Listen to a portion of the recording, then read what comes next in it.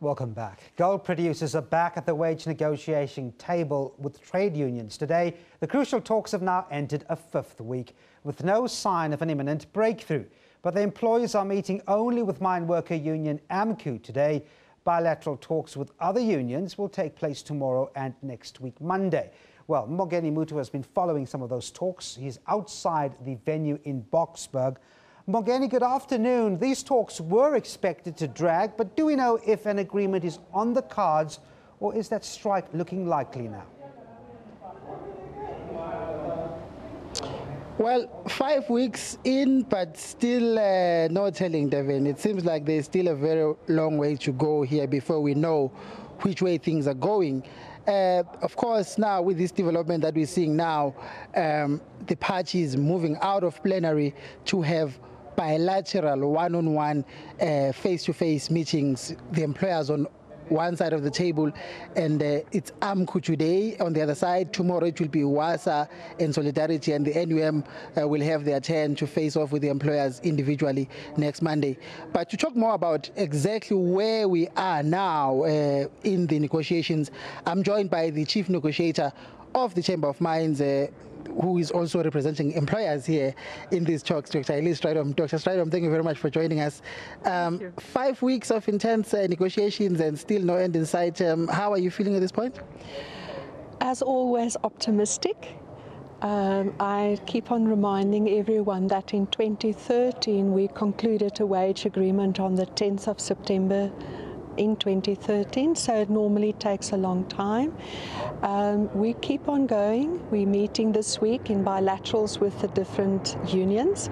The purpose of it is to find a real proper understanding of where each union is, what are the issues that are really burning issues for them, see if we can get to a better understanding, move closer to one another, and then next week, Tuesday, another plenary with all 4 unions, and then we'll see how we can take this forward.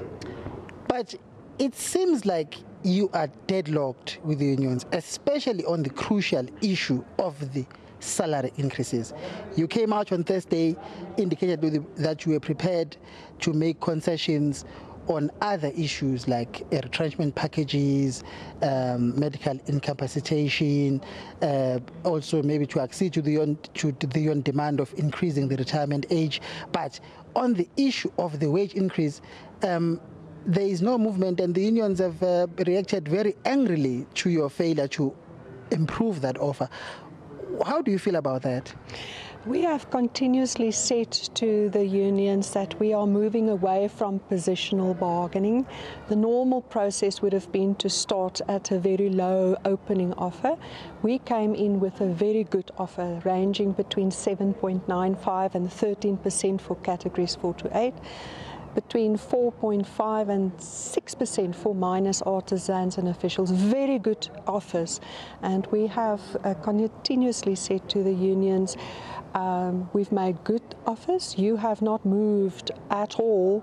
We are very far apart. Please have a look at your demands. Really come closer to us, make a real effort, and then we'll talk again. If we look at exactly that, in rand terms, though, your offers seem to be ranging from 450 to 750 rand a month, and the unions have said this is an insult. Also, if you look at where you are and what the unions are demanding, AMCU demanding 2,500, the NUM demanding 9,500, and so on. It seems like this gap may prove to be too big to bridge in negotiations. Do you still believe that a strike is inevitable here, or that a strike can be averted, rather? We keep on saying to the unions, we need to decide as leaders what is the most important issue here.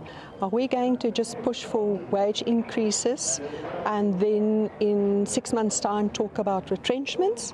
Or are we going to talk about wage increases that will ensure that we still have a mining industry in 5 years, 10 years to come, and that our employees still have their jobs?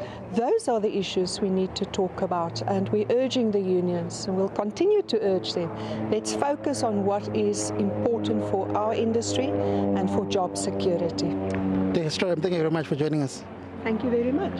Well, Devin, since we don't have much time, I can quickly tell you that we did manage to speak to the National Treasurer of AMCU, Mr. Jimmy Gama, a short while ago when they were breaking for lunch.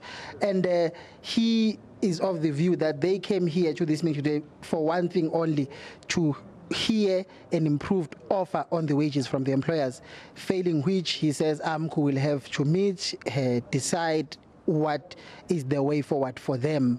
So it's a very crucial and sensitive stage at this point in the negotiations. Devin, respect to you. Thanks very much, Mbongeni Mutwa. In fact, let's just try and listen to Jimmy Gama, what he had to tell Mbongeni Mutwa there at those talks. Those issues are not benefiting all the employees per se. They are just the issues that are nice to have. But really, in this round of negotiations, we are focusing on the issues that will benefit all the employees and all our members. And those are the basic salaries, those are the allowances that form part of our demands. In as much as we can see that there has been made some concessions on those issues. But what is important and key is to see them making serious concessions and improvement on the real issues that affect all the workers.